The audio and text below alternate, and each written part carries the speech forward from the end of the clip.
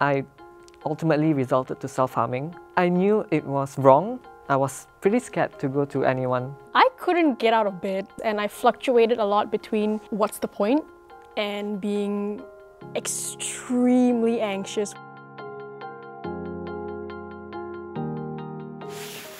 Hi, I'm Leanne. I am diagnosed with BPD, which is also known as borderline personality disorder. What I hope to share today is a little bit more awareness to the struggles that a lot of people face today to do with their mental health that are really not taken as seriously as they should be. Hi, I'm Adi. I hope that I would be able to shed some light about the mental struggles that students might be facing throughout their school journey. Hi, my name is Jessie. Today I'm basically sharing something that I've gone through with a friend of mine, a very close friend of mine for more than 10 years. To me, at least, someone who struggles with mental illness struggles to keep the peace in their head. I know I struggle with it on a daily basis. To me, mental illness is sort of like something that you don't really want it, but naturally the situation just gives you that hardship that you have to follow through. And to some people, it might be challenging. Mental illness is really the way our emotions deal with the challenges in our life. I grew up with her, she's my childhood friend, and I immediately can tell something is wrong. Obviously, she did not reach out to me.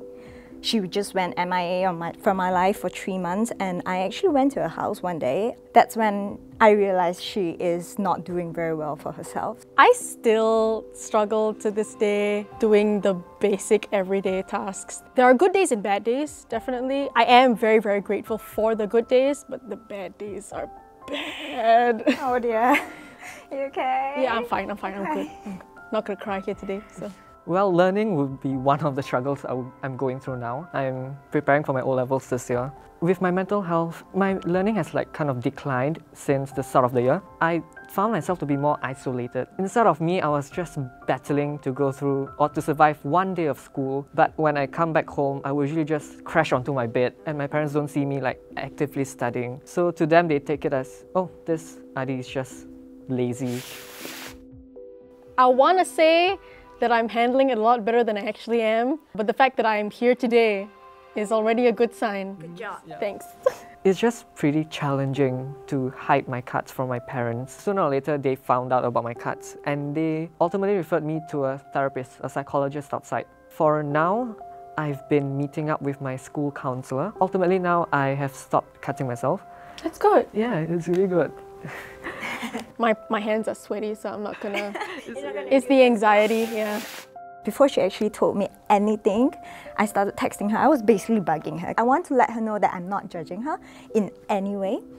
And then there was once she texted back. She told me that how she lied to the doctors. The sickness did not take her smartness away, but it didn't really help her in improving her condition. Whatever that people say to her, it's not helping her at all. She met the wrong people. She went from bones and to starting overeating, and then she started binging and she started to, puke. At the second stage, I think I didn't react as well. I kind of tell her make the right decisions for herself, but I think that's stupid right now. I wouldn't forget that night when she texted me, it's I want to drive and bang onto the tree.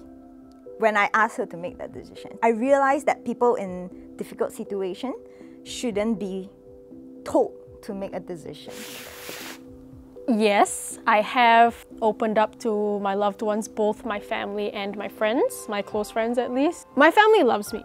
I know that, and I'm very, very grateful for them. And of course, they wanted to support me. The thing is that a lot of the times, they might not understand how to do it. It took them a little while to understand exactly where I was coming from. My friends generally understood a lot more because I think the younger generation is a little bit more educated in terms of mental health struggles. Initially, when they found out that I was cutting myself, their first reaction was, really? State of shock or disbelief to them, because I've been hiding my true thoughts and feelings. From there, they actually realized what I was going through is real. At the end of the day, I'm still their son, who they love very much. So they still took care of me, and even till now, we still have a close relationship. That's good. Yeah. It's very, very lucky actually. And to be fair, the older generation, they couldn't be so accepting about this mental illness kind of issue. They feel like, you're not going through war, why are you? Yeah, like, exactly. you know? Exactly. Trauma doesn't necessarily mean like you've gone to war or like like you've had a really big incident in your lifetime. It doesn't mean trauma. Basically means something you needed in your childhood, for example, that you didn't get. And I think family is the biggest reason how we turn out, to be honest. How you were raised, basically. Initially, I think I responded quite well. I was trying to understand the situation. Then some random human came into her life and it was toxic. And, bad and I person. reacted it badly as well. It is the kind of thing where you know the person is bad for you, but you still keep going back to them or people like them. It stems from really bad self-esteem. Until she learns that she deserves better than that, she's gonna keep doing the same thing. When it's her peak of her frustration, it's not easy dealing with her emotions. It does impact me, but I guess I bounce back from that kind of emotions very, very fast. If you are someone who's mentally ill, you cannot just trauma dump on anybody.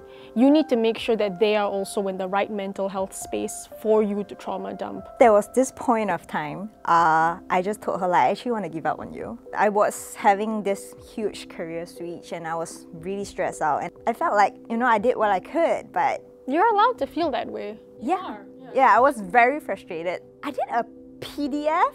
It's wow. like I was telling her why I need a break. A whole presentation. Yes, like a It's whole like, presentation. Because I didn't want her to feel like I'm giving up on her, but I feel like I just needed space for myself. I didn't want to do like a face-to-face confrontation. I did a PDF, but I didn't send it out. In the end, I felt like she needed me more than I needed myself. It's very easy for like normal people to judge us. They haven't really experienced it firsthand. Their reactions to what we are going through is actually part of our recovery journey. I've been to a total of 3 or 4 different therapists now, and one thing I've learned about that actually is that it's not one size fits all. It's trial and error because not every therapist will suit you, but the therapist that I'm with now, if she watches this, I love you very much. I didn't feel so alone anymore. You do not have to be mentally ill to go see a therapist. To those students who think seeing a school counselor is only if you have like troubles with your mental health, it's actually not. They're just a human being there, physically there, to give you moral support. Let's take panic attacks as an example. Not every panic attack is like that, you know? I've had plenty of panic attacks in public, and if you were just a stranger walking by, I would just look like that on the outside because it's all internal. The first misconception that I really thought they would have of me was that you're different than normal, than what we expected. So like they would start treating you differently because of your mental health. I think nowadays a lot of people normalize the word depression. You know, my career has some setbacks and like, oh, I'm super depressed. So a lot of people tend to feel like, you're just exaggerating. People think that you can get cured from your mental illness. And the thing is that there isn't really a cure. You just learn how to deal with it. There was like this wall erected between me and my friends. They didn't really want to cross by because they're scared if they trespass any boundary, then I would immediately break down. In reality, it's just that I need more support from them. A lot of people don't really take mental illness seriously because it's not a physical illness that you can see. The brain is also an organ. If the brain is malfunctioning, we need to do something about it. First thing is education. When we get people to talk more about certain things, people will tend to be more accepting of. I think what worked for my friend is when I told her to pick up new activities so that you don't feel like you're stuck in your cave. You're not weak. You are struggling, and everybody who has ever lived on the face of this earth has struggled with something. In my opinion, the topic of depression/mental illness is usually left unsaid because people are scared to talk about this stuff. People are worried that they will be judged. It's more like a hidden problem that we all face. There's this misconception that if you struggle mentally, that you're not strong enough, that you're not the person that you're supposed to be, which is completely untrue. Normalize talking about mental health. What people really need is just for you to listen and support, embrace it, and to accept that this is just part of life.